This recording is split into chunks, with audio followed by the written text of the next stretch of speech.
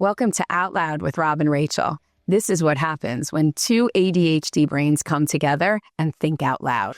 Where should I'm looking at that one for the intro? Yeah. Are we giving it a minute? Sure. No, I'm just making sure. Are we giving it a minute for the intro? Or? No, we can actually start because we've been doing what we're doing. All right. Welcome to Out Loud Podcast with Rob and Rachel. We are so excited to see you this week, and we are even more excited to introduce my long-time friend since we discovered fifth grade, right? Fifth grade when we merged into one elementary school in EB, Martha Kempner. Thank you so much for coming. Martha is a sex educator for over 25 years. Fifth grade was a long time ago. It was a long time ago. An author and the creator of the Substack, Sex on Wednesdays. No days. Sex on Wednesday. Sex on Wednesday. Should I start that again? You can just do that. Okay. And the creator of the Substack, Sex on Wednesday. Welcome, Martha. Thanks for coming. Thanks for having me. You're welcome.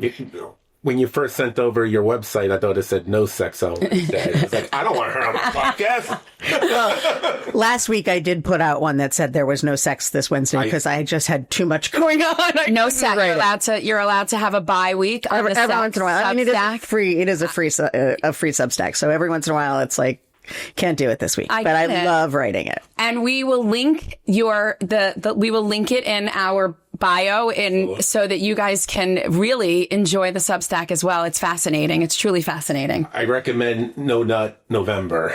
No Nut November. Actually, it was No Nut November because I'm all for masturbation every month of the year. There's no reason to take a break. There's not, right? I mean, there is never a reason. And what did they say in high school? If they tell you that they don't masturbate, they're lying, right? Wasn't that the big thing in high school? Yeah, although I feel like in high school it was only about the boys. We weren't the girls. They never talked about it. The girls weren't girls. admitting it, but they didn't even talk about it with the girls. Masturbate?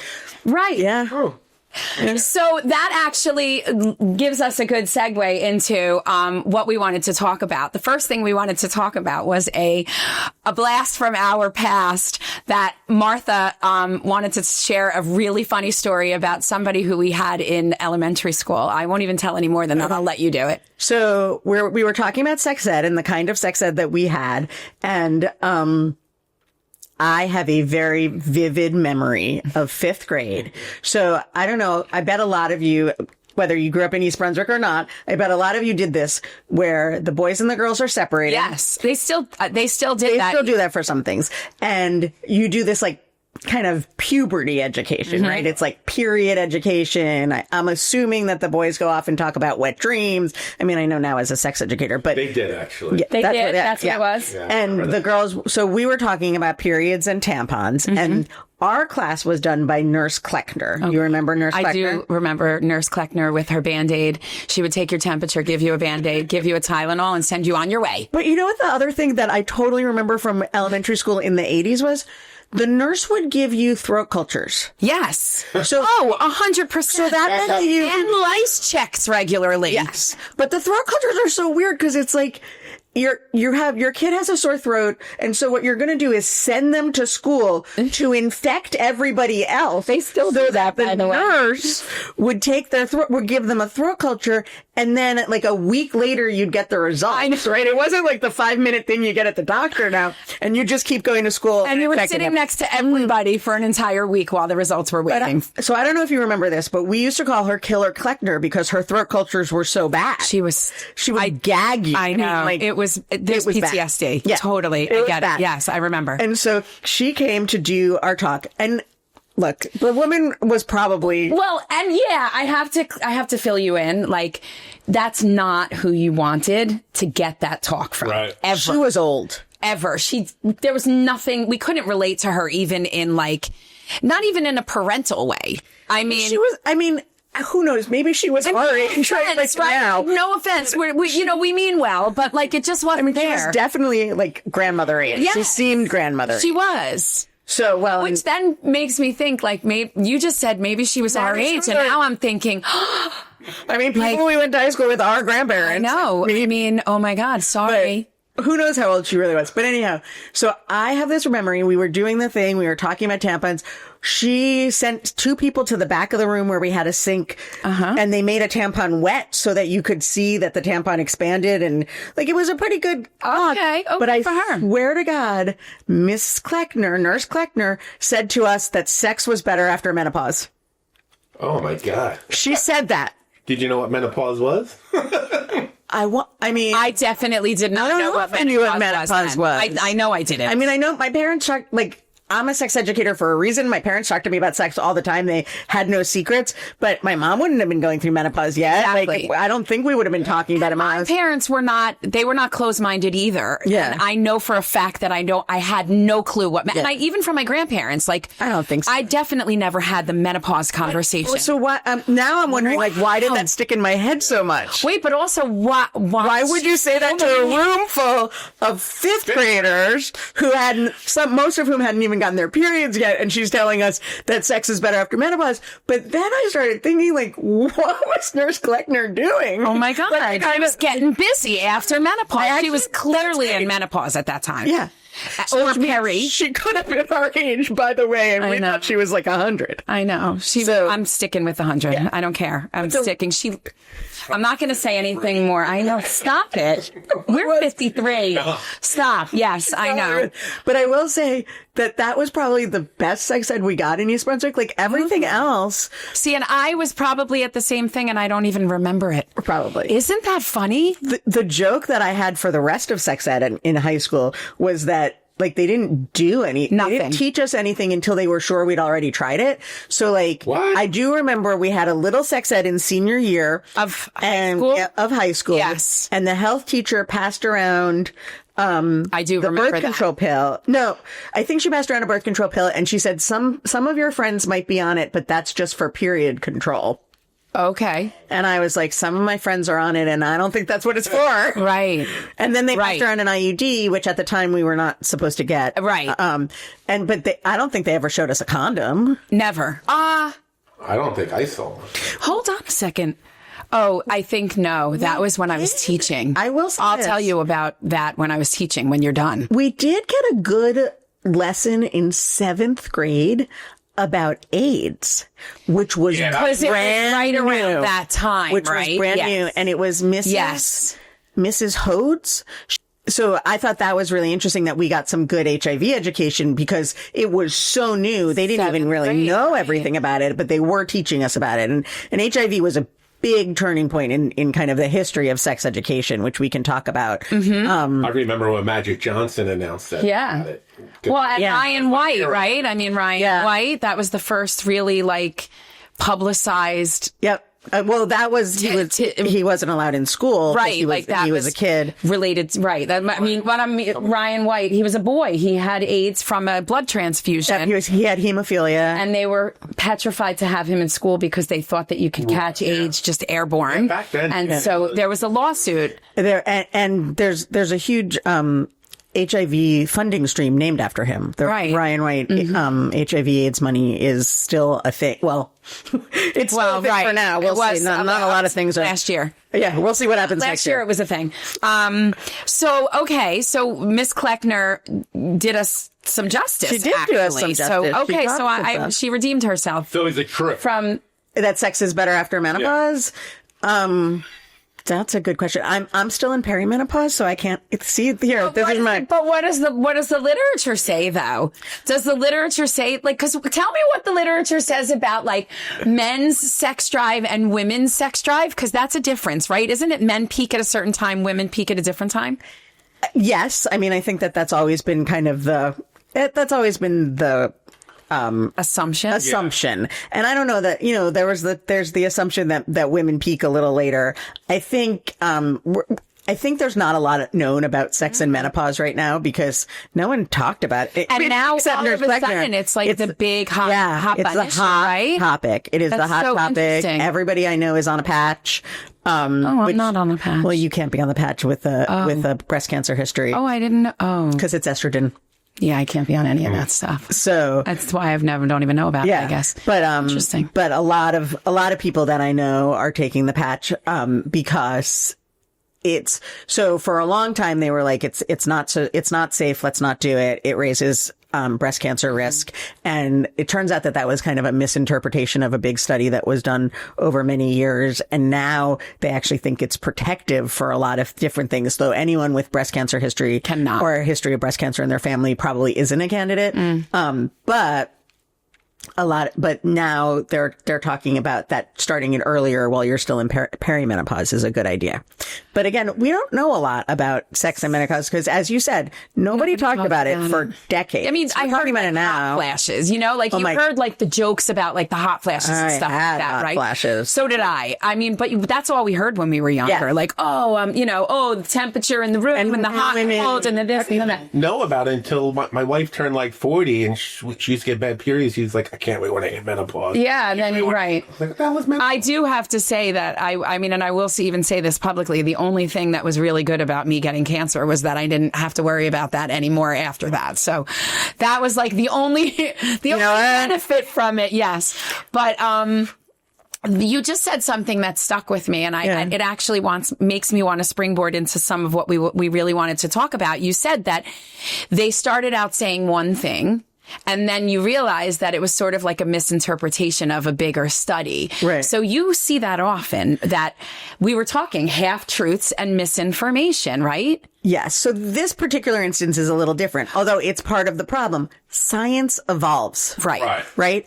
So our scientific knowledge, our public health knowledge evolves. So we think one thing for a number of years, and then there's enough research to make you question that. Okay. And then you question it and you do more research and you're like, oh, okay. So this was, I don't have the details off the top of my head, but it was something called the nurses study, and they were interpreting decades of,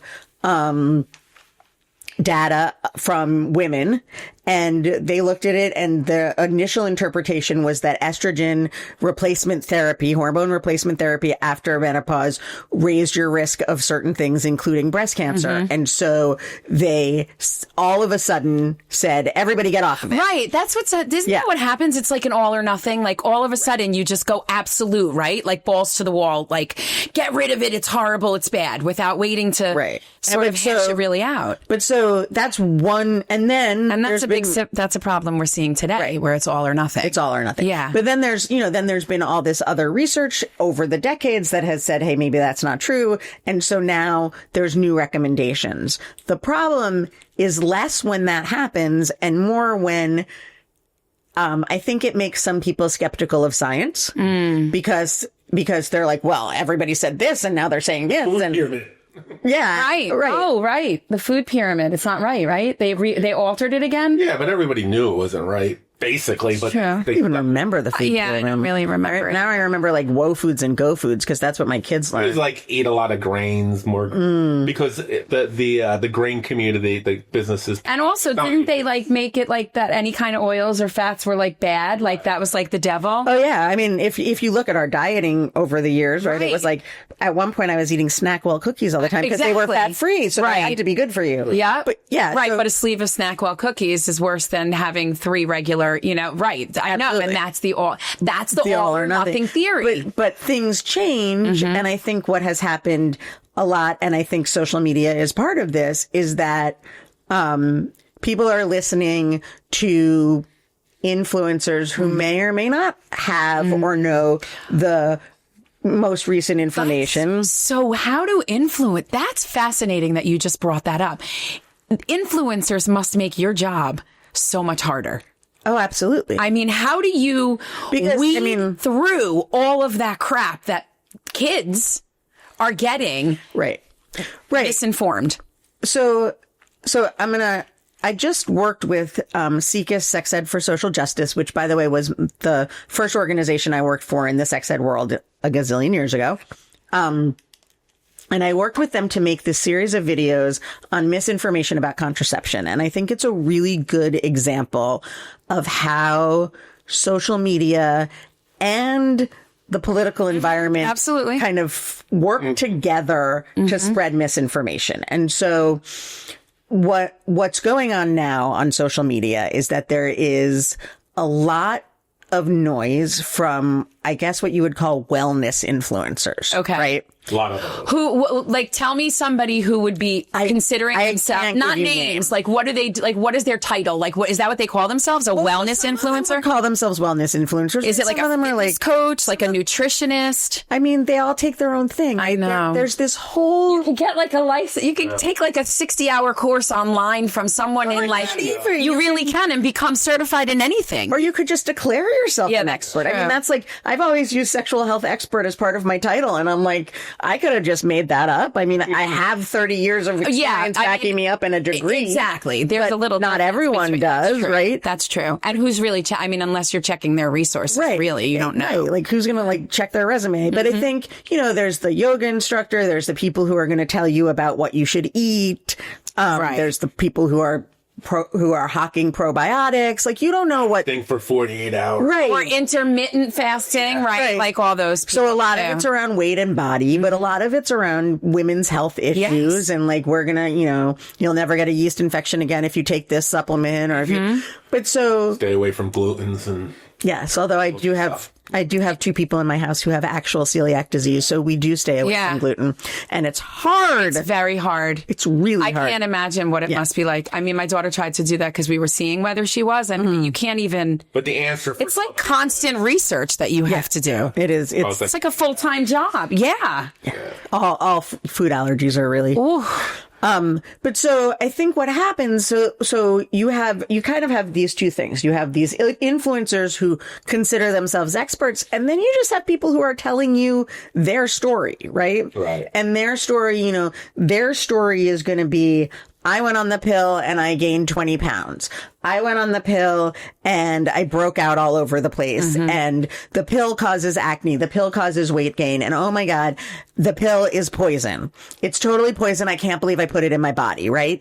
And so that's what these people are saying. Now, sometimes they're just basing it on their own experience, and sometimes they have another agenda. Maybe that agenda is because they're working with a platform that would rather have you, track your menstrual cycle instead, right? And use a fertility awareness based method instead. Or maybe it's just because that's what they heard. And the thing that happens, and the reason we referred to this series, which you should link to, as persistent lies, is that if you keep hearing it, and all your friends hear, if everyone keeps hearing it, it starts to become the truth. Yes. Oh, yeah. The pill does cause infertility. Of course the pill doesn't cause infertility. I promise you that. Only for the first 6 months after you're off of it, right? Yeah. 3 weeks. 3 weeks. Okay, yeah. 3 weeks. I actually know people who have gotten pregnant and let God. realize, well, like they thought that it was 3 weeks. Thought they were good for that time, and they relied on that extra window, and it didn't work out. So many of my friends got pregnant the instant they went off the pill. Exactly. So that's not even true. When I didn't get pregnant the instant I went off the pill, I was pissed. I know. Or you thought you had something wrong. Yeah, I was like, oh my God. You start to worry. Our doctor, 19 years ago, told Gina to get off the pill a year before we wanted to get pregnant. Okay, right. Okay, yeah. That's right. They do that. They do say that. But the honest truth is that I think that is still sometimes the advice. But the honest truth is that, like, with the birth control pill and most methods like the patch or the ring, any of the other ones that you're using that you control, as soon as you go off of it, you can start ovulating again. It may be a couple weeks, but you'll just start ovulating again. It is one of those. It's been around a while. It's not like. And also, I feel like, don't you? It's almost very similar to like if you were to take like a diet pill or something like that. The minute you stop that, no, is the weight gain going to happen overnight? No, but it's coming back, right? So like whatever it was that it was withholding. It's not going to, but the problem, and here's some of how misinformation happens. Most people who are on the pill have never tried to get pregnant. Right. Because that's why they're taking it. Exactly. They don't want to get pregnant. So then they take it for a few years. And then they're like, okay, I want to get pregnant. They stop taking the pill. They can't get pregnant. And they're like, oh, well, the pill must cause infertility. Right. No, you discovered you had an underlying fertility problem because you never checked Makes before. So much sense. Right. So that's one of the reasons that, that misinformation like that blossoms. But so what's happening on social media now is that there's all of this misinformation. There's like some of it is personal stories. There's also really a political movement that plays into it that would like women to not be on the pill because if you look at it, you said the pill's been around for a long time. Yeah. The pill is really credited with getting women into the workforce because until you had a reliable method of timing your pregnancies, you couldn't do things like invest in a PhD, right? Because you would get halfway through your PhD program, get pregnant and not. So what the pill did was really freed up women to plan their lives, plan their education. You know, okay, I'm going to go to school now, then I'm going to have a kid, then I'm going to do that, right? Right. And the conservative forces who really would rather we hadn't gotten into the workforce in the first place and left all those jobs for men is to get rid of birth control. And they're going to, so one of the things that happens is that you kind of the playbook, and this is the playbook that happened with abortion, is you stigmatize a thing. You say it's bad for you. You say it's dangerous, right? Then you say that the people who use it you stigmatize them too, right? With abortion, we started saying that the women who used abortion were selfish. They just didn't want to be mothers, or they just didn't, right? And then when you start making laws that limit, you don't full throttle eliminate it first, but you start limiting access to things like it normalizes it. It normalizes it. That's exactly right. Yeah.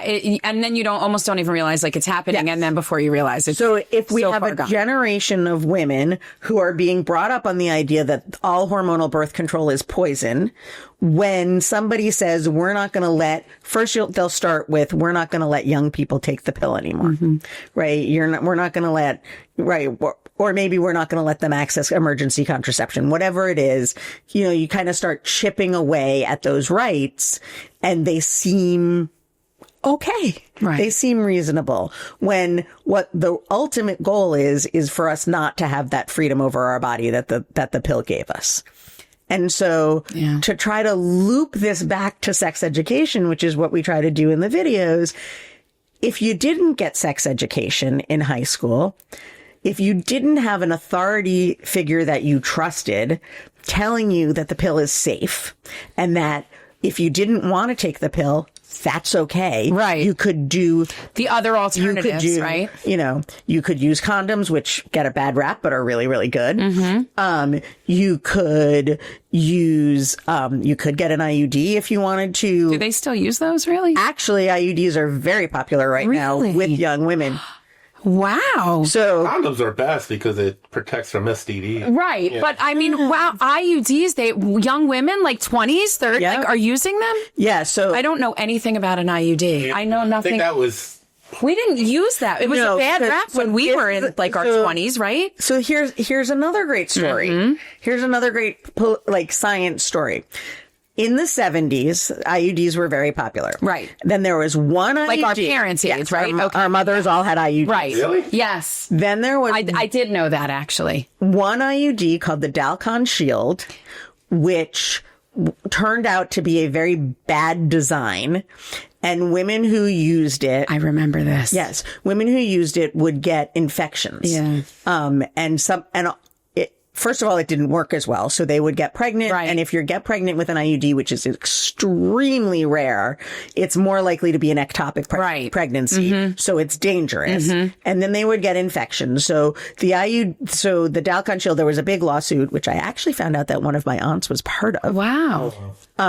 What were were there birth defects with the children? No, the problem was that the women couldn't get pregnant after the IUD. After they had the Dalcon Shield removed, a lot of the the women couldn't get pregnant. The infection did something to their sometimes they had to have a hysterectomy. But that's awful. Or because of the ectopic pregnancy, they'd have a tube removed, right? So this was a really bad. I mean, this was terrible. This was a product that should never have been on the market, but it was on the market, and it really all IUDs suffered from. It was an all or nothing. It went all or nothing. Oh my goodness, the all or nothing theory again. Yeah. We have to look into that. We should do a podcast on the all or nothing theory. My therapist and I talk about the all or nothing theory a lot Seriously? because I'm a kind of all or nothing person. Like either I did good or not. I used to be. I try not to be. I think it's a growth mindset thing. I've made a conscious effort to have a growth mindset. Okay. As like me now, like that's one of those changes that I'm so much more hyper aware of the all or nothing concept in people's minds. Yeah. So that's fascinating. So what happened was there were like the number of IUDs that were available on the market shrunk down to like 2. I mean, from like, I actually don't know how many dozens, but they shrunk down to like 2. And the recommendations changed so that anyone who hadn't had children yet was told not to get one. Got it.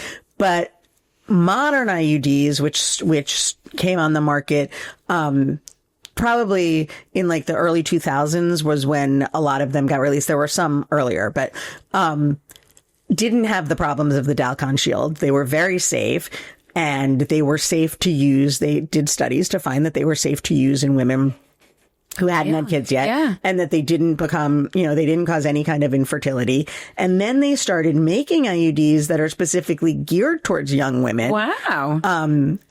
And they're a little bit smaller.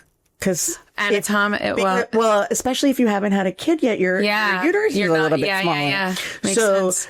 So the IUDs, so they became really popular and surged in popularity after the Dobbs decision and abortion rights were lost. A lot of young women were like, I'm not risking it. Because the thing about an IUD is that it's like 99.9% or more effective. Is that the most effective? Actually, the most effective form is the implant, which is like a time-release birth control pill, essentially, that goes in your upper arm, right? Yeah. That's the most effective, but IUDs are second. But I actually want to say one other thing about IUDs, which is that they're an interesting example of how social media can do good. So recently, it actually hurts to get an IUD put in. Okay. It hurts. You're taking you're taking a little piece of plastic, you're putting it into you have to open your cervix a little bit. There's different ways that they do that. And they have to kind of put this little piece of plastic, there's an applicator in. And so it just like sits there. Yeah, it's like a little T-shape. It goes into your uterus. It just sits there and it stops the sperm from making it anywhere like through the uterus. What percentage of birth control is that? Like, out of the whole spectrum, what percentage of people are using IUDs? Yeah, who are using birth control? Is it like? Yeah, I would think it's like 3%. It's higher than that now. It was down to being in the other category. But this is the thing. Do you do it in like your gynecologist's office just as an appointment? You do it in. Oh, so it's right. Yeah, you do it in your gynecologist's office as an appointment, and once you put it in, I mean, this is why the IUD and the implant work so well. Once you put it in, you can't screw it up. Right. Right. So right. It's like foolproof. Yeah. So the problem with things like the pill is you could miss a pill. If you're on a patch, you could not do it. The worst is condoms because people just are like, we're not going to use it. User error. So, but even the pill, like I remember, like when we were younger, people would mess around with, I'm going on vacation, so I'm going to not like take those like sugar pills at the end of the week, right? Like, so that totally messes you up. And then like, well, it only messes you up if you don't buy the next pack, but it doesn't mess you up. There's actually... Oh, really? It actually turns out... Okay, I have a story about that, too. Should I finish my story on IUDs before I get into the story of pills? And then we'll move on. So, the story about IUDs is that for years, women were told, it kind of hurts. Take an Advil. And, I think people like me even did that. I probably did that myself in some things that I wrote because you don't want to discourage anyone from getting one because you want them to be protected from unintended pregnancy, right? Okay. But the truth is that that's not fair because it's not accurate. The accurate information is that it hurts. And there are things that you can do to make it hurt less. I think there's some numbing sprays. I think the maybe best thing that you can do is like nitrous oxide at your dentist's office. You can get the laughing gas. Yeah. I remember my kids doing it for cavities when they were little. And they used to do that for us too. They used it. No, they don't use it for adults. They use it for kids. Oh, really? My daughter once was like, Isn't that like a whippet? yeah, basically. I used to think I was naked in the desk. Like, I used my to, God, that's so right, funny. yes, because it makes you feel weird They and never floaty. used it for me. I think my dentist was a little sadistic, actually. Oh, he was not a good one. Like, Did he do was not shots like a nice lot, or one. he A just lot gave of you shots. nothing? it wasn't No, he did shots. Was it Dr. Kaplan, was it? No, No, he was in East Brunswick one. No, we actually I had a dentist in Paramus. So I used to have to, long story, but I used to end up having to like ride for an hour being like with the anticipatory anxiety of going to the dentist. That's the worst thing. That's the worst doctor you have to travel for. But so with IUDs, what happened recently within like the last year and a half or so, a whole lot of influencers and people on TikTok, just people on TikTok were like, this hurts. Do better, doctors. Like, do better for us.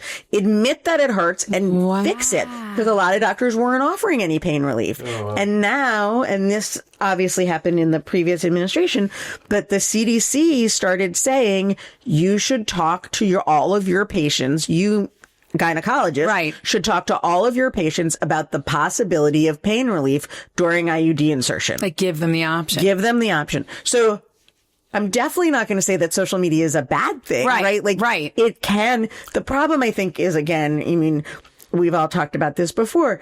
You're in a bubble, right? Well, it's so true because, I mean, even as somebody like I teach in high school right now, and my students will admit it, and actually, even my college students admitted, we just had a conversation about it because we did their finals were on social justice issues, right? So, some of the information that, like, one of my students was giving her presentation and her information was wrong. Oh, wow. And yes. And Did she get it from AI? Absolute. No, it wasn't wrong. It was okay. It was right for her. But it was like she said, she was it went in absolute. And she said that it's never talked about on social media, on news or anything, that they don't cover it enough. But the problem was it was her social media that didn't cover it enough. Right. And that's what I said to her. I said, actually, I see it all the time. I watch the news. I read newspapers. Like, it's talked about a lot.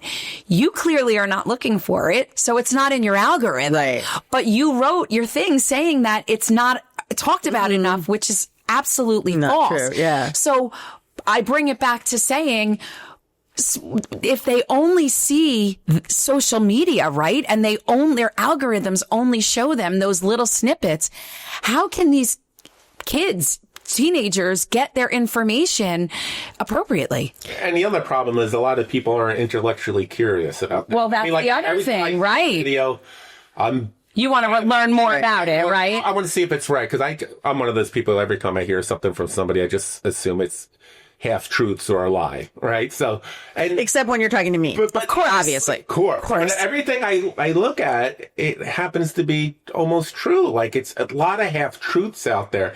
And almost true, but not fully true. Everyone is biased. It's subjective. Well, they're leaving out important things. Right. You know? So how do you navigate through that as a scientist, as in the science aspect of it? Like, the objective, scientific facts about it. And how do you weed out the bullshit? Well, so I think there's a couple of things. I think, first of all, obviously, from my perspective, it's all about the source, right? Okay. It's all about who's saying it and where are they saying it from, right? Like, I can give you examples. Here's a very funny example that I think might crack people up. For a lot of years, as actual sex educators, we would say there are sperm in pre-cum. So you have to use a condom right away. Right? Okay, right. Because there's sperm in pre-cum. I've heard that. Have you heard that? I never took any chances. Right. Oh, yeah. You just wrapped it right up. Yeah. You were like, we're not messing around here. So we would tell people this. We were told this. We would tell people this. And when somebody finally tried to come up with, where was that research? Where was the research? Goodness. It originated with Masters and Johnson. Okay. Which a lot of things did. Which a lot of things in the sexuality world did. But it was in one of their textbooks, but there was no research to back it up. Nobody knew where the research came. So then there was a while when there was one study that said that there was no sperm in pre-cum. And some sex ed teachers were like, well, I'm going to still tell them that there's, why? Just to play it safe? Just so that they would play it safe, so that, they wouldn't use the pull-out method, which, by the way, actually works better than you think. But Interesting. yes, but Did you? You're like, I don't care. When I was single. I know, obviously. But I will say that the newest research, the absolute newest research on sperm and pre-cum is actually that some men have it and some men don't. And you don't know who you are. And you don't know whether you're and you don't know. So you should you better assume, play it safe, men. Can't get touched. Young right, men. you should assume. But my point in that is that there are, it's always, you really have to trace it back to the source. The source. Right?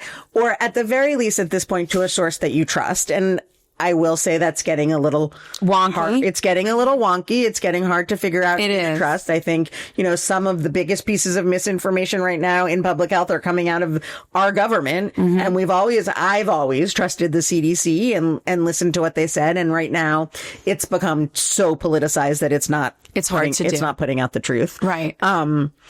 And so I think it is a little hard to figure out what the sources are, but I think it goes partly to your point about intellectual curiosity.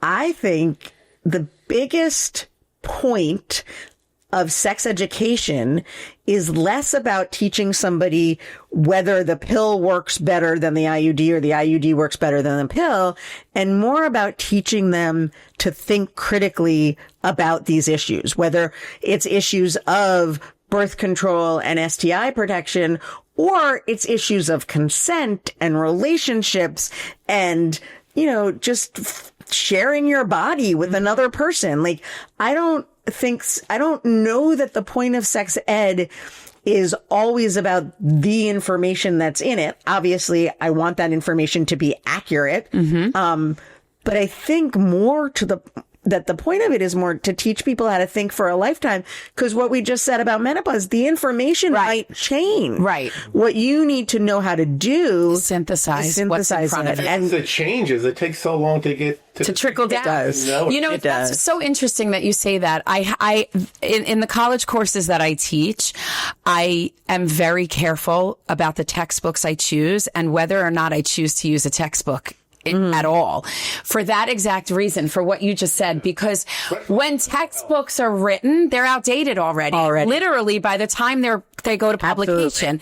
So in the education world, if I'm teaching teachers how to teach, I want to make sure that the newest methods and research are what I'm giving them. And so for me, I try to use journal articles that are more recent and even just articles in general, like peer reviewed articles that were written by, professionals in the field, because if it's a book like from 2018, it seems relevant, but it was pre-pandemic. Yep. So for education, it's completely outdated. Oh, that's really interesting. It's of true, course it at is. least in my eyes, it I is. think for all of us. I mean, the pandemic changes so much. So that to me is like, that's where I'm saying, like, so I ask you as a sex educator, how do you navigate through that when you're implementing programs in schools?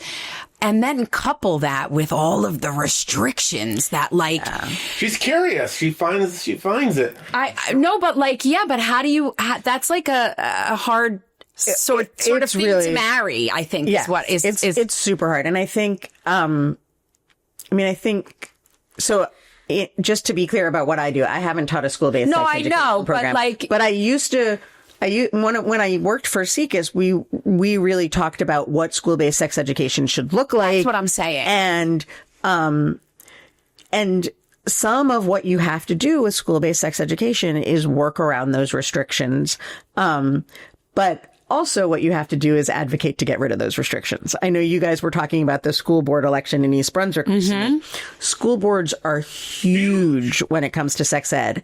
And The biggest, it's like It is. the hottest topic. I mean, there's some stuff that goes on in the state legislature, like a lot of states actually, ban certain topics from being taught. like DEI and stuff like that, right? Like some topics within DEI. Right. Like in Mississippi, you can't learn about condoms. Yeah, but I don't know if you know this, but in New Jersey, what's happening is towns like Edison, Middletown, couple other towns are overriding state law with these topics that you're talking about.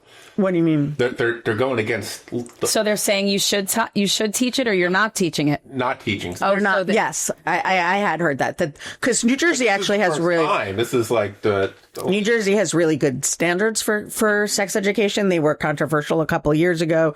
Governor Murphy kind of made a little bit of a pig's breakfast out of it with a couple of offhanded remarks, not knowing what had already happened. But I think the standards we have in New Jersey are good. And yeah, I don't know enough about kind of the local politics, but I'm sure there are schools that aren't doing it. We're in an interesting moment. Sex education has always been controversial. Yes. It's a pendulum, right? Well, So it was controversial when we were kids. Like people had a problem. So here's the interesting thing, right? our parents didn't even know. No, our parents didn't care. Yeah, they totally. Our lives. Oh my God, I think General Hospital. Come on. Bo and Luke. I mean, Bo and Hope. Okay. Bo and Hope was days of Laura and Luke. Yeah, I know. That was General Hospital. No, so what happened with Bo and Hope. Bo Brady. What happened with sex education was that for a very long time, the argument was people who wanted to teach it in schools and people who wanted not to teach it in schools because it was the parents' place, right? Your school couldn't do it. It was the parents' place. And there were all these misconceptions too about what they were teaching. Like, oh, they're going to, right. That is a big one. Teach kids to have sex. Right. No, there's a great Monty Python skit where they teach kids to have sex in like an English boarding school, but that is not what sex education looks like in any high school I've ever seen. It's not. No, it's very boring. It's awkward. It's so awkward. The kids don't even want to be there. It's not. It can be good if you get a good teacher. It can be really good. After you finish talking, I have a very interesting story about that. Yeah, I did too. Yeah, you had a sex ed story. So go on. So I think, so what happened was, right, so there were all these misconceptions about it. There was this, absolutely not. This is, oh God, I can't remember what year it was, but I think it was in the late 60s. There was a book that came out from a far right organization and it was called, Is the Little Red Schoolhouse the Proper Place to Teach Sex? It may have even said to teach raw sex, but I might be embellishing that. I can't. Teach what? I think it might have said raw sex, but it was by the John Birch Society. But so we were arguing over whether sex ed belonged in school. And then, and this is relevant to what we were talking about seventh grade, is that then HIV happened. Mm-hmm. Yeah. And there was no argument anymore. You couldn't. Yeah, you couldn't ignore it. This was deadly at the time, right? It was too scary. Parents wanted their kids protected from it. Yeah. And so schools started talking about it. And then came the next backlash. And that backlash was, okay, yes, schools should talk about sex, but what they should teach kids is that sex is only meant for marriage. Right. And so we got this abstinence only until marriage movement, which the federal government put billions of dollars into, actually. Did it work? Yeah, no. Right, exactly. Like, Never was. right? I mean, did Just Say No work for drugs either? That's true. That's not how we teach so people. True, right? But I think the other thing that's so... The absolute theory. The absolute. You can't do it. You can't. You have to do it in moderation. And the other thing is, that's not a value that everybody holds. Right. Like, you're asking others to, right. You can't teach young kids. I mean, I don't want my kids to be taught that the only appropriate sex is in marriage. Right. That's not a belief that I let's be honest, I've never been married. Right. So, hi. Right. Hello there. That would be a little problematic for me. And at the time, same-sex marriage wasn't allowed, so you were telling these room full of kids, some of whom were GOB, may never get married also. That were never allowed to get married at the time, that they could never have sex. Right. Anytime they had sex, it would be immoral. And then the real issue with these programs were the way that they chose to go about making kids not have sex until they were, married, was to scare the shit out of them and make them feel bad about themselves. So you had things like, you'll go blind, right? You had,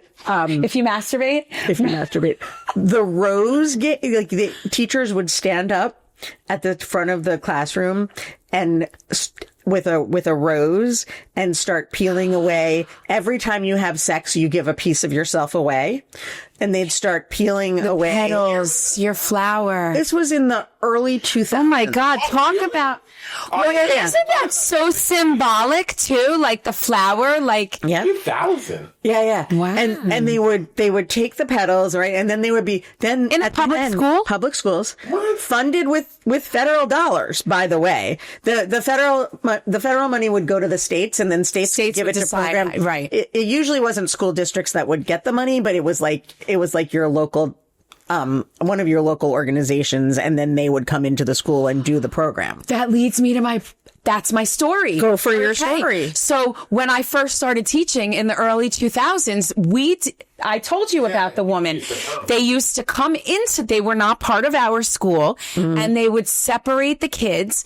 Boys would go to one assembly and the girls would go to the other. And it was like, it wasn't just a free for all, but like after her presentation, she allowed these kids to literally, and she was amazing. I can't remember her name, but I would sit in the back of the room because I didn't want my kids to feel uncomfortable. You know, I had to be there because I was the escort, or the supervisor of the class. But I would make sure that they didn't see me so that they weren't uncomfortable saying anything. And she would say to them, you can use the language that like any of the word, like don't be afraid to curse. Don't be afraid to call it whatever you hear, I would sit in the back of that room. Like, I learned more than the kids. All the slang. But my point is that really it was a safe environment for these kids to be able to ask the questions they could not ask the adults in their lives. In person, she would absolutely. But you have to understand, though. A lot of kids would be. Yes, they would be. And not all of them did. But the information, the ones that were loud enough and confident enough to ask, the others heard it. Right. So the information was right. Yeah. And it was okay, did they ask it in the right ways? And was it? No, but the information that she gave back to them was so important for them. Did they all take it to heart? Probably not. But it was valuable, really valuable for them. But it's the opposite of what the abstinence-only program would have done. Exactly. The abstinence-only program would have come in and said, you're wrong for even asking the question. But that's around when it was. So then what was that? That was in Jersey. Well, because it was New Jersey. Okay. New Jersey, I mean, it really did. And then that stopped also, though. Well, it really did divide. It really, a lot of sex ed politics falls down on the politics of a state, right? A lot of it is red, blue kind of. Definitely makes sense now that I'm thinking about the timing of it. Yeah. But there's also just, there are some programs that are outliers on the good and the bad, in any place. But I think what happened with these abstinence programs was that it was really it was about shame, and it was particularly about shame for girls. So there was an exercise about tape where they would put duct tape on a girl and a boy would come, because all couples are obviously heterosexual in these programs. A girl and a boy would come to the front of the room. They'd put tape on their arms. They'd have this relationship that the teacher would tell the story about how lovely their relationship is. Then they'd break up. So they'd rip the tape off. Then they'd bring somebody else up, and the tape wasn't as sticky anymore. Because once you've had, So they give this visual shaming. It's a shaming. And people played the game differently. And one of them, the girl was the tape. There was only a boy at the front of the room, and the girl was the tape. I mean, it was really terrible. Wow. And then the more girls he would date, the less it would mean. Is that what the whole point was? You're not as sticky anymore. Right. You've lost your appeal. And this is interesting because it goes back to the kind of stuff we're talking about now with what influencers are saying and what our government is saying at this moment. They would use some kind of pseudoscience to make it sound real. When you have sex, you release oxytocin. Oxytocin is the bonding hormone. And, once you've bonded with someone, you're not as good at bonding with other people. And that's complete bullshit. Because if you think about it, oxytocin is the bonding hormone that's making a mother bond with a baby. That's released right after delivery. So what was it gone after the second one? I only bonded with my first kid, obviously. Right. So it's but they make it sound in the And same that's way. where if you don't take the time to find out, to weed through the crap, you don't know the rest of the information Right, or who's even gonna read the through falsehood. What 10th grader or Right. 9th Well, grader is going to exactly. read through the crap? Exactly. Right? And so, I mean, unless you have me as a mother, but that's a whole other story. Okay, I would Because- weed through the crap. Their image of who's to trust Yes. is the skewed problem. Like, Because it's part their of the problem. algorithm. It's right. keeps popping up Exactly. in their feed. I got 2 sons, so the whole. Do you have sons? Or? I do not. I only have Okay. daughters. Me too. So the stuff that shows up on the young men's. Yeah, it's scary. Worse, right? But my son says it. Like, It's worse, really. oh, it's fucking bad, man. Like, what do you give me? Like, Just like this chauvinistic. I'm a guy, like, you know, like, I'll joke around with my friends, but this is just like, dude, bad. But they understand that, And that's what they're learning from. That's no, what but they're- you can teach them. So it takes time. It took like 2 or 3 years for it to sink in the head. And now he calls they call like the Andrew Tates of the world, like grifters. Oh, he's a fucking grifter. No, but Yeah, but you took you took the time yeah. to teach to teach the misinformation and to guide your children. right. So other kids listen to it, like I'm finding too, just to make fun of it. Like it's just Well, yeah, I mean, you know. But, I think it's funny because I was thinking of some of the abstinence programs, right? Like in the beginning, when they first came on the scene, they were super blatant. They would say things like, if you don't, one of them said to take Jesus Christ on your date with you in order to prevent you from straying, right? Where was it? This was in an abstinence-only program called Sex Respect that came out in the early 80s, which was paid for with federal dollars originally, of chastity money. It was actually called chastity money my before goodness. abstinence education was. chastity. It was called chastity. Did you get a belt when you graduated? I want. Did you get a chastity belt? You have to wear a belt. Here you go. You ever see them? Yes, I have yes. seen them. But so as it got more mainstream and wanted to get into more public schools, it stopped saying things like that, but it still said things like about your spiritual leader, or it said things about So spirituality. it generalized it like- more, so but it still like was a religious trying to be base. palatable. And I feel like I can't tell you that I've listened to Andrew Tate. I have not, but I feel like that is trying to be palatable so that you can then start with the kind of bigger Other stuff. Like you pull them in, and, Yeah. and then The guy stuff's very, very concerning. You know, like I have a lot of friends who are the guy stuff, the interesting. gaming, like who are, parents of teenagers who are very worried about that. Yeah. And the no FAP movement is very, very bad. It's, the what? no FAP. It's FAP? Yeah. That's the noise it makes when you masturbate.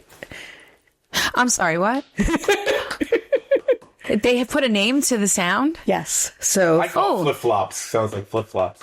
nice. That's an onomatopoeia. Yes, it is an onomatopoeia. onomatopoeia. Did you Can have you Miss spell- LASIK in 7th grade? She taught me about onomatopoeias. I did have her. That was the year she was getting married, and she had that giant engagement ring.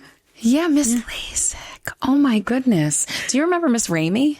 No. Oh, that was 9th grade. So we sent her away. this She never was, came you back. talked about No Nut November. Wait, FAP. I'm not done with it. FAP. What's the acronym? So It's not an acronym. no, it's an onomatopoeia. It's an a sound onomatopoeia. noise. So it no FAP movement means no masturbation. No masturbation. So that's like a less Yes, so direct way to say. No, the No Nut November is a little bit of like jokey, a little more mainstream. The No Fap movement is more, it's more dark web based. It's more, kind of the. I can't tell you that Andrew Tate talks about it, but it's that kind. Nick Fuentes, it's the really hardcore, macho, right? Like, and It's weird about Is it not macho to masturbate? it is not macho to not masturbate. Do you know that the macho. Proud? macho. Do you know that the Proud Boys actually don't let their members masturbate? No, I have known nothing. Do you think people actually are not masturbating? Like, do you think that they are actually have not no doing it, or do you think they're lying? The thing about this movement is that there's just so much. It's like, and I'm not an expert on this, so I don't feel like I can really Right. go into depth, but it's related to the incel movement. It's related to the, really, it's just hugely sex negative in general, and it's super misogynistic. Right. It's really, and it's shades of gray on all of these people, right? I don't really. And is the reasoning because they're not married? No. For these men, no. Like, what's the reasoning behind that? No, it's the religion. I don't know that it's religion, but there is some research. I don't feel like I'm an expert on this to talk about, but there is some research about someone to look at is Nicole Prouse, if anyone wants to, as I say, follow you to the original source. Right. There's some research about the misogyny messages that are on all of these nofap websites and the people who are pushing this message of don't masturbate. It's really about hatred of women. And again, I have a hard time connecting the dots for where that goes. But right. I would have a hard time with that also. I don't understand that. Hatred for women, you would masturbate, I would think. So you don't need them. Right. You know what I mean? Have you ever seen those videos? They're so funny. They get a guy goes in front of the mirror.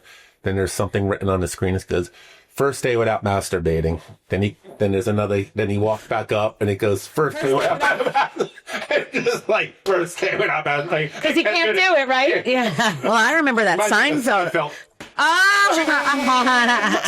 That was like the fucking great. Oh my God. I was not a Seinfeld fan in the end, but that was the first episode I'd ever watched. I haven't watched TV. I thought it was the funniest thing ever. And it was because people were. Elaine was the big. It was because people were admitting to masturbating, right. And then when they were all like they didn't want Elaine to join because they thought, and then it was John F. K. Jr. who was he was in front of her in yoga class. He's sponge worthy. Yeah. He is, man. Right. They don't make the sponge anymore. Yeah, well, that always seemed weird to me.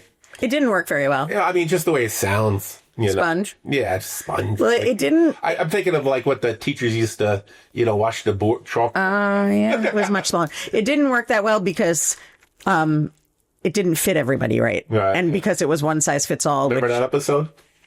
No. Elaine she wouldn't go on the sponge because they stopped selling the sponge, right? They did for a while. So she only had a few sponges left. So she was like, who's sponge worthy? Yes.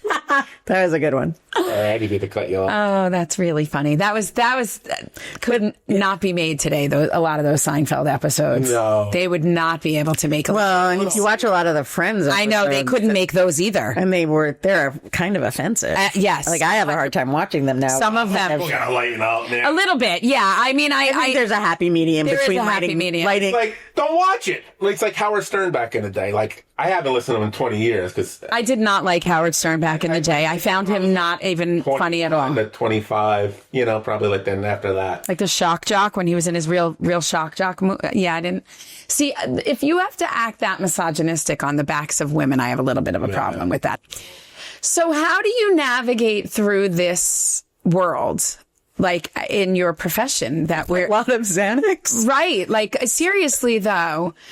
I mean, like what are you It's interesting though. So I mean, the way I navigate professionally, and I'm mostly talking to adults, right, is I try to make sex on Wednesday really fucking funny. Okay. Because I think if we're not laughing right now, right, we would be weeping. Because I think there's like this just perfect storm of social media, AI, administration that doesn't believe in science, these influencers who don't care about the science necessarily. You don't know what they believe in. Like, right.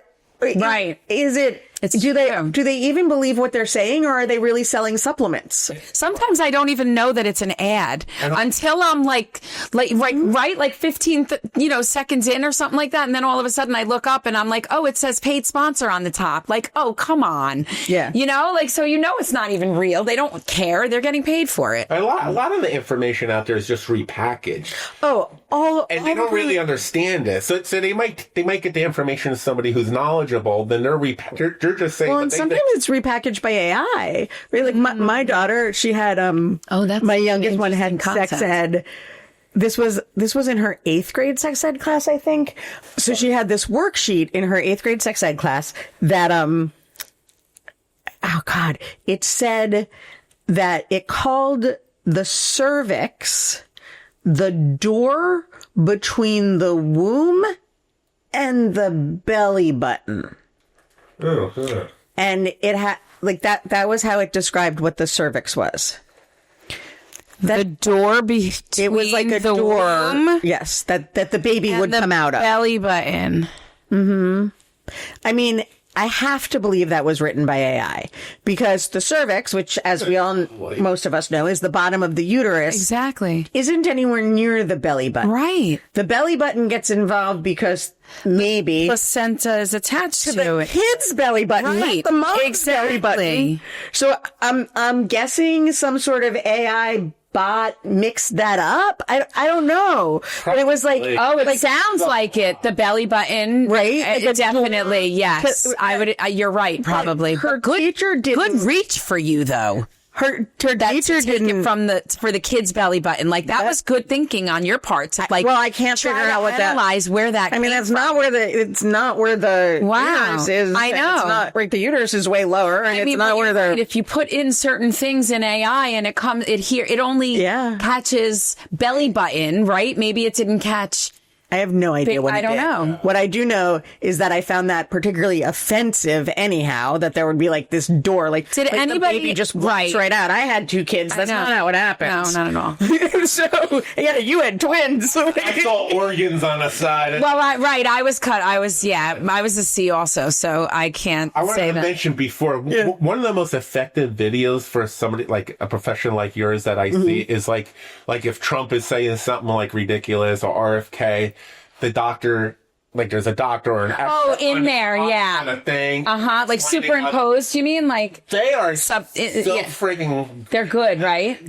There are some, I would. There are some, I mean, that's why, I joke that my catchphrase is, that's not how it fucking works. Well, That's Because- not how it fucking works. I love that. Those for you. That would be you saying that's not how it fucking works. Yeah, I would just have a little bubble. Yeah, because it happens all the time, right? Yeah. And I think the good news is that there are now a lot of people who are trying to combat misinformation. There's agree. a lot of medical professionals. I agree. Online, like the doctors you said, right?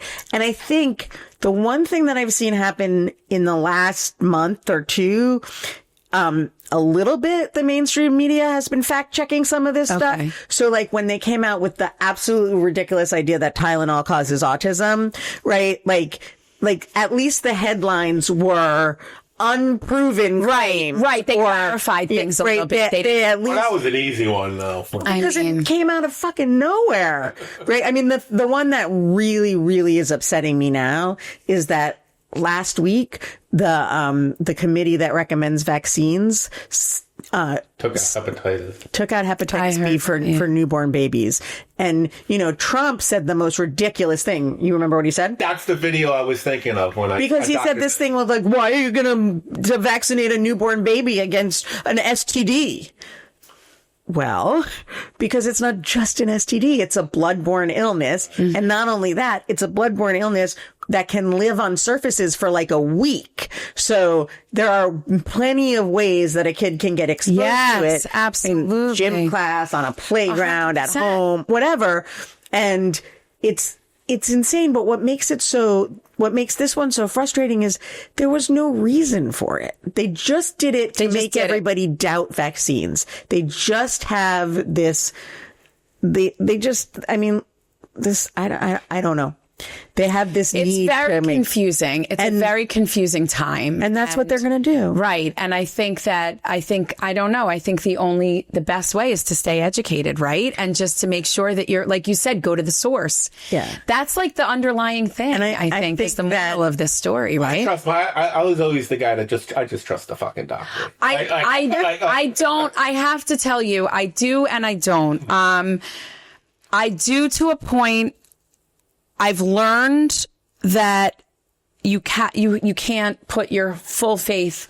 And listen, I was saved. But when I was outside of it and I realized that I took some advice from my doctors that I probably should have not gone okay, they said it, so it must be the way to go kind of thing.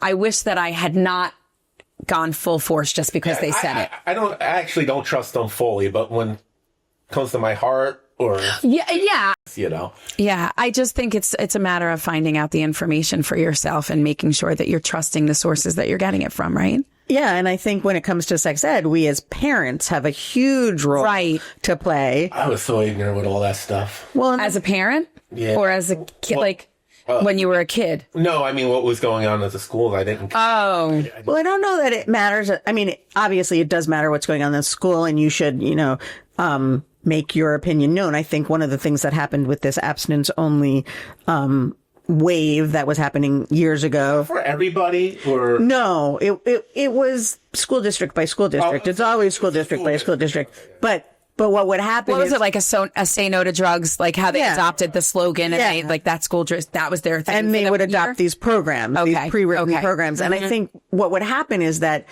conservatives would run for the school board on this idea of parent. The same way that they're doing now, right? Parent choice. And then they would start pushing for these programs, and it would be these very small group of parents, but they were very loud about it. Of course. And the rest of the parents aren't very loud. Right. And the rest of the parents weren't paying attention. Right. But I'm less talking about that. I want parents to pay attention to school boards. That's exactly what's happening. Very important. It's the most important. It really is the most. It is the most important thing. In a way, local elections are so important. And unfortunately, there's so few people that are paying attention. We just realized that. I mean, when he told me that they went to vote for governor in our town, but half of them didn't even bother to go down and vote for the Board of Ed. Which is just that makes me sick to my stomach. School board's it shouldn't be political. Besides any social issues that people might be concerned about, it's 65% of your taxes. Right. There's that. And I live in North Jersey. My taxes are very high. Taxes are really crazy. But I think the other thing that I want to say is not just about paying attention to the school boards and to what's going on in the school, but being your kid's sex educator. I mean, that's the most important part. You are the person who's going to teach them the most. Are parents still that hesitant to talk to their kids about sex? Is it still as stigmatizing for parents as it was when we were growing up? I'm not sure. Because I think it really depends on the parent, but I think, we didn't have social media to find the answers to it, right? So my parents they taught, I didn't have a problem. We talked about it all. However, for the parents who didn't talk about it with their kids, it wasn't like their kids could turn on Facebook or social media and get the information or false information, right? But these parents know that if you don't give them the right information, they're going to get it somewhere. Finding information somewhere else. Yeah. That to me is more scary than me being uncomfortable for 5 minutes and having the conversation. Well, I mean, I think it's funny. There's this, I don't know, overwhelming zeitgeist that it's hard to talk to your kids about sex, right? There was a Super Bowl ad a few years ago where the guy was going through all the layers of hell in a elevator, and I think it was a car ad, and the last layer of hell was shopping for a car, which by the way, I bought 2 at a time in July. It is hell. It is hell. It is absolutely hell. I know, it's really bad. They should, in today's day and age, you think they'd get better at that, but they really haven't. I know. But one of the layers was having the talk with your kid, right? We still talk about it. There's still television shows where it's all awkward and it's terrible, and it's not. I mean, here's the thing about sex that I think makes it different. My kids, especially when they were little, asked me so many questions about things that I had no fucking idea. Does your eye see things moving, or does it just take a lot of little pictures and put them together? I don't know. Wow. Right? They would ask me these things that I would be so my answer was always, I don't know, let's go look it up. Let's figure it out. Exactly. But with sex, you know the answer. Yeah. You know the answer, and you know what your values are, and right? So just, it's not, in my mind, and I know, obviously, this is what I do for a living, I'm not your average parent, but in my mind, it's just, you talk to a kid, you give them a little bit of information, and you see if they ask for more. Okay. That's really good advice. And you feel them out. You follow their lead, basically. And you also the worst thing you can do is say you shouldn't know about that. right? Because then they are going to go look for Right. it somewhere else. And then they're not going to ask you the next time. Right. Right. But so, like, I just remember one of my daughters came to me, I think she was about 9, and she said, "What's oral sex?"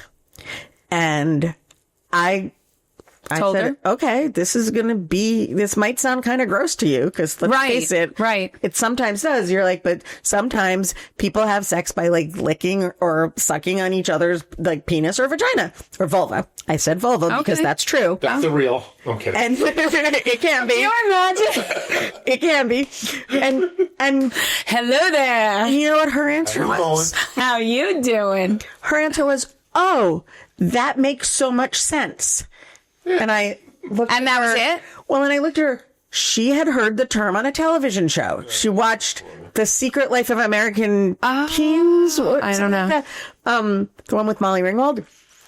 And Makes sense. and she heard the phrase. And if you hear the phrase oral sex, like it wouldn't make sense. No, it to you, doesn't right? make sense, right. So Right. just like very, it can be so basic. I screwed up with her, by the way, when I explained pregnancy to her. What do you mean? Well, she told me, like, when I was pregnant with her little sister, she was 4-ish, and she kept telling people that her little sister was going to hatch out of an egg in mommy's uterus, and then come out her vagina, but there was still an egg involved. Yeah. The egg stayed the whole time, and then it was going to crack open? Yeah, and I may have told them too many things, because like my younger daughter once asked me if there was a piece of plastic in her uterus too. They got the egg story messed up. You got the And egg. I had gotten an IUD. And so she wanted to know if there was one in her. I'm trying to think of the other things that like. But I feel like it's when you normalize the conversation, when you take the stigma away from any topic. And I'm not saying take the seriousness away from it, right? I'm not saying to make it so light that kids think that, sex is, whatever. But when you take the stigma away from it, it just makes people go less batshit crazy, I feel like, right? Like, you're not going to be searching to break every rule and, figure it all out if you just. Because I think, the other thing that I always said about my family that I grew up in, not the one that I have. So my parents were very open about talking about sex. And they were very open to, they let us have sleepovers with people that we were dating. I will tell a funny story that I've told about my mother before. My parents did also, by the way. So, my mom, Like that. True. My parents. my mom thinks this is a funny story, but she was embarrassed at one point. So my sister had a boyfriend. He slept over. He wouldn't sleep over yet, right? They would like go into the family room and be watching TV or watching TV. Air quoting for people on the, until 1 o'clock in the morning or something. And one day I remember this so clearly. My mom and I were folding laundry, and my sister comes in and she's like, "Can Dave sleep over? His parents are having a party, and he knows if he goes home, it'll be too loud for him to sleep, and he has to go to work in the morning. He'll sleep in the study," which was the guest room. And my mom doesn't stop folding laundry, and she's like, "He can sleep over, but he might as well sleep in your room." And Didn't bat an eye. And my sister ran off because she was perfectly happy. She was like, I'm not going to ask this twice again. I'm not asking for clarification. She was a senior in high school. Okay. And that's about when it started for me. I was a sophomore, and I just looked at her like, It was progressive back then, though. oh yeah. And she said to me, "What? I didn't feel like washing an extra set of sheets, and who are we kidding anyhow?" But it's so true. Like, Right. I mean, Well, because I think is he really saying, okay, so you'll find him sleeping in the guest room, but he would have gotten there at 5 o'clock in the morning after everything else, right? Like, let's be honest. When we do that is that we do add a layer of shame. Yes. For the kids. It's like what you're doing. We know what you're doing, and you know what you're doing, but it's kind of bad, so you can't tell us about it. Neither of us can admit what you're doing, and I don't Be like okay that. either way with something like that. What do you mean either way? Either Like, way, telling you or not telling you? if your mom told her sleep in the other room or sleep in the room, like, I'm fine. Okay. And my issue with it, with the So how old were you, though? when you I were had allowed? a sleepover? Yeah. Same age or Basically the same age. I had just like, are you ready? actually, I had a boyfriend the summer after my senior year Okay. who, I wanted to sleep over and his parents said no. I'm not surprised. Well, they don't want that responsibility. Yeah. I mean, right? I guess from the guys. Yeah, when you have sons. Like, Yeah, I think I understand that. My sex ed talks are much different. See, and I think it's so funny because I always assumed as the mother of girls that if I was okay with it, it was okay.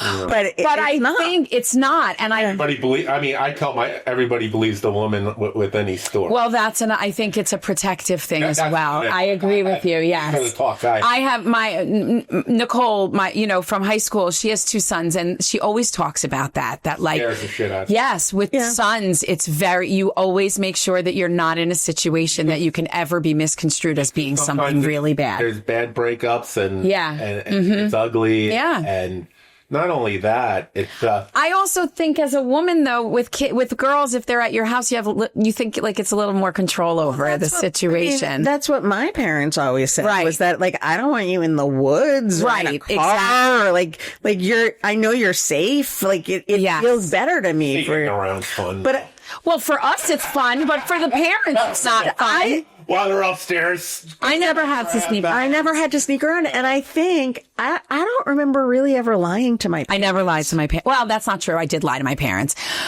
I'm not going to, but I didn't have to. Yeah. I didn't have to. And I don't want the car. And I don't want my kids to, God, sex in a car sucks. No. I mean, yeah, but let's be honest though. I don't think I started truly enjoying sex until my mid-20s. Well, I think it depends on a partner. Well, I think that I didn't realize how much fun it could be for me. It took me a few partners.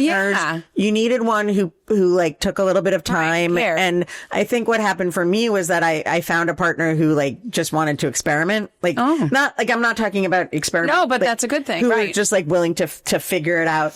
But I think for a lot of girls, I think we don't teach girls about pleasure. No. We teach guys about getting off. We don't exactly teach about them about pleasure. But we don't Figure it out very young. Right.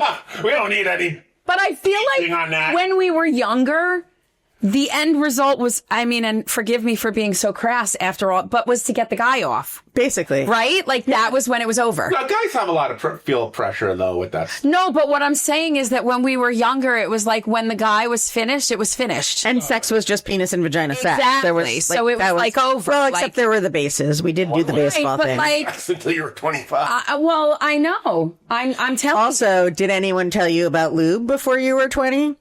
No. Yeah. There's That's some other things that that I- is an important lesson that everyone who's having sex should have. But you know what's interesting that actually worries me is that our kids' generation is having a lot less sex. Yeah.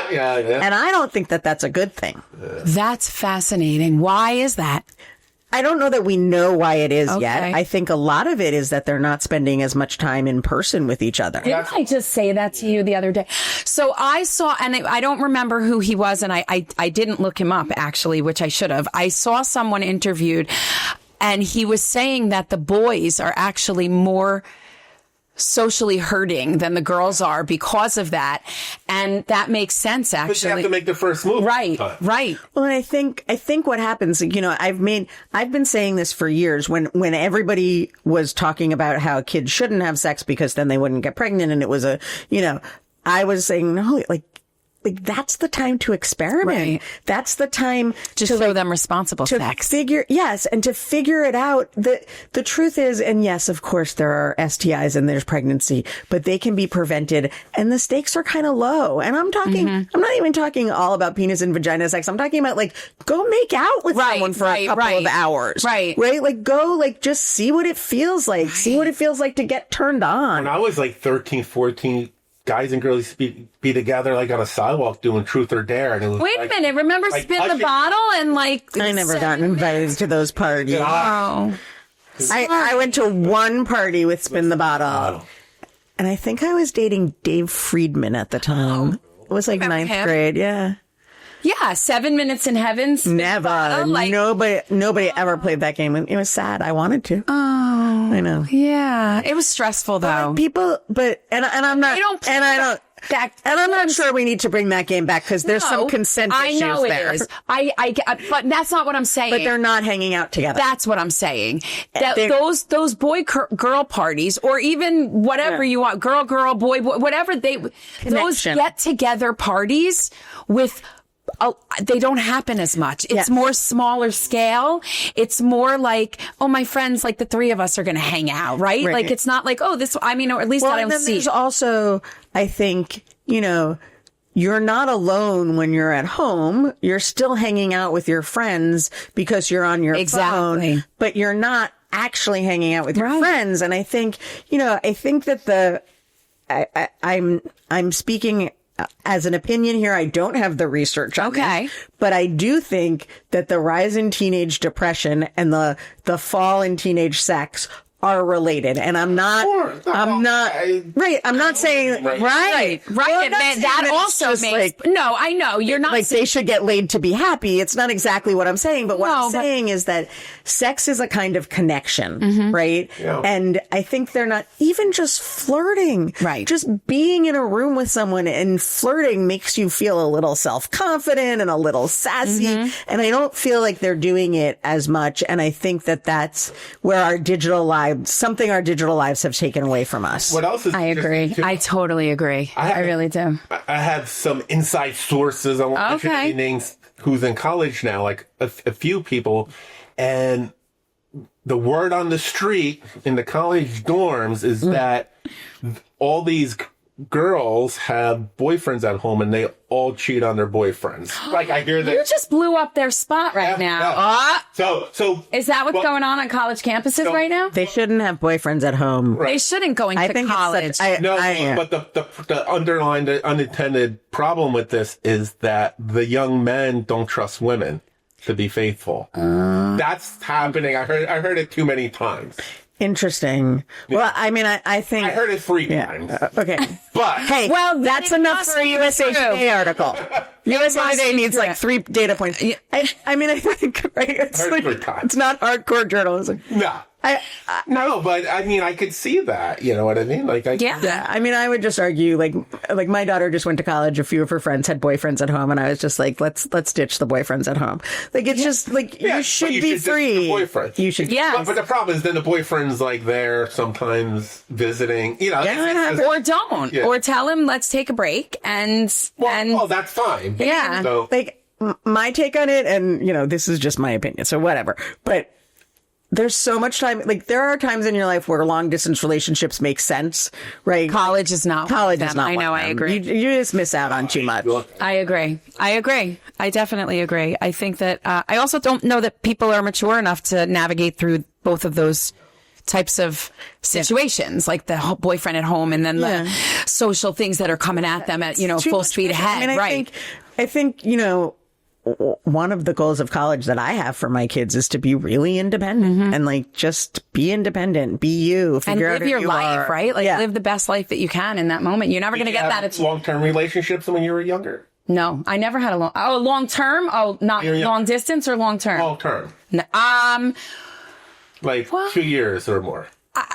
Yes. Yeah. Talking high school. No, I know. It started after. Not me, but I will tell you this, and so I think that I get a pass on all of this. I met my husband when I was 22.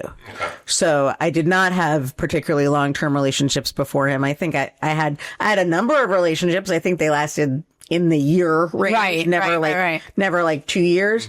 But then I was 22 when I met him, and we've been together now for 30 years. I had 16 to 21. Oh, no. I didn't have that. I liked it because I was an introvert. I didn't want to do much. No, I was not. I didn't have when I was in college, I started dating someone actually from home that on and off was about 10 years-ish, but not like, no, not straight. Not when I was in high school or anything like that. He was my prom date in high school, but we weren't.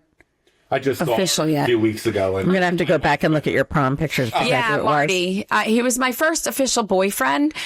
We were friends first friends with Ben. You know, it was like a friends with Ben. I had a few of those. Yeah, that turned into a relationship when we were mature enough to. He actually was sleeping over my house the night my dad died. Oh my God. Yeah, I know. I think that's part of one of the reasons why we stayed together there and then broke up later, because it was a lot of he literally heard the phone ring before I did. Poor Marty. I always used to say poor Marty. I mean, I can't believe he survived me. I'm not kidding you. I am apologizing on camera right now for all, for the hurdles I made him jump through. Yeah. But it's you think that makes like that if you had a long-term relationship when you were I was just wondering. I think because I didn't realize how unusual it was that I had. Oh, I had a lot of friends who had never had a boyfriend. There was a lot of serial monogamy going on through high school. Yeah, I was jealous of everyone who had high school boyfriends. We had a lot of long-term relationships and we had a couple who got married and are still some are still married, some are not. Yeah, some are not. Yeah, but some are still married. Yes. My sister met her husband in 6th grade.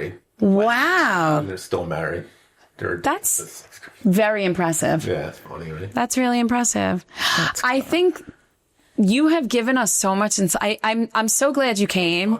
I love that you came and shared with us. Thank you. You have to read the Substack. Sex on Wednesday. It's really funny. It is. And good. Like, it's more than funny. It's interesting. It's good. And entertaining, but also knowledge. Like, you're so knowledgeable. You're so smart. Thank you so much for sharing your knowledge with us. It was really fun. It's like chatting with old friends. I know. And it literally is chatting with old friends. We just met, but it is chatting. Along. He's so good to just, you acclimate to everything. You're really great like that. I hope that our listeners and viewers got something valuable out of this. There was so much to grab from, and I'm so glad that you are the person that is in that space to trust, because I hope people find it. It's hard. I mean, what's hard is that there's so much noise, right? I know you have to weed through. You got to weed through the noise, but I try to help people do it. And I mean, just thank you. Keep doing what you're doing. Keep fighting the fight and being the voice of reason in a world where there's like a lot of bullshit. So a lot of bullshit. Yeah. We appreciate you so much. That was one of the things I used to say as my kids, and it wasn't about sex. I was like, I have to hone their bullshit. Yes. Factor. Like they would get those oh God, those videos that were like, if you don't forward this to 10 of your friends. Oh my goodness, and they believe I know. But remember those chain letters? Yeah, we got them in high school. The precursor. You used to get them in the mail. Yeah, you did. And then you had to photocopy or write those things over 10 times. They were trying to indoctrinate us early on about the guilt of not following through with societal norms. That's what that was. Oh my God, you're so right. It's so true. That's what that was back in the day. Wow. Yep. We're going to end on that note because we just blew all our minds. We did. Martha, thank you so much for coming. Thank you. Thank you.